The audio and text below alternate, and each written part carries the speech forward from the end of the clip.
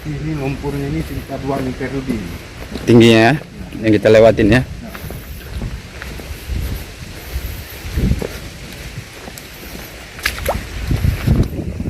Kita lihat ini rumah warga Kinukuk, ada suku Bali, ada yang hancur bahkan dalam sana. Tinggal lumpur itu mencapai 2 meter. Lihat sendiri rumah-rumah warga tertimbun dan hanya sisa atap puseng.